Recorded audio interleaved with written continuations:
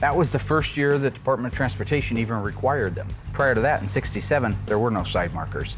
This was so you could see a car at night from the side. They never had that before. They had reflectors. Oh, okay. These actually light up.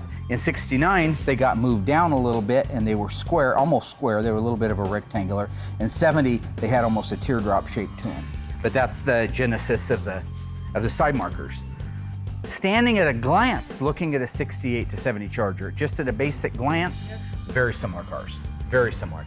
The 70 had a flare that went right here that covered up these two scallops in the door. But the rest of the lines, the quarter panel lines, the door lines where they intersect with the fenders, very, very similar, almost identical. These are called the bullet taillights. Everybody calls them the bullet taillights. Two round, bullet-shaped, if you will, taillights. I still think they got the bullet taillight nickname because in the movie with Steve McQueen, the villain was driving a jet black 68 RT that had the bullet taillights.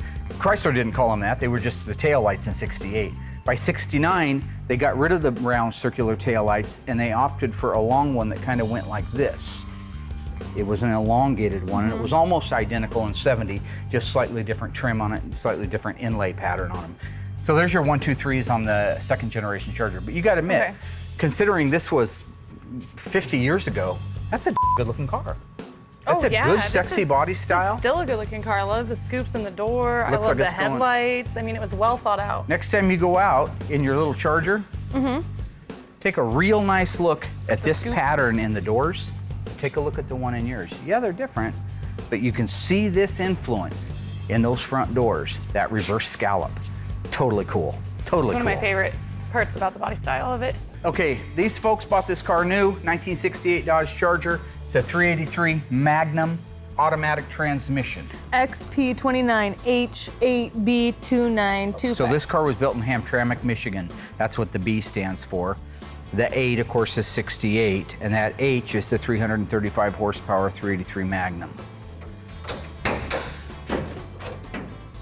Okay. This engine compartment, I've looked at this before. This is a really nice, clean, original, kind of an untouched engine compartment, all right? If you look at the paint on the valve covers, this turquoise is almost washed off. That's the typical original color for it. But you see that it's been washed and pressure washed so many times, all the paint's gone from it. If you look at other things in here, this is the original positive battery cable, but the end has been changed. This entire negative cable has been changed. I can tell by the look, they don't have this little pigtail on them from the factory. Battery's obviously different. But look at your ethylene glycol warning label here. I know, that's original. You got your fender tag that's never been off the car with the 2 original number 2 pan head screws on it.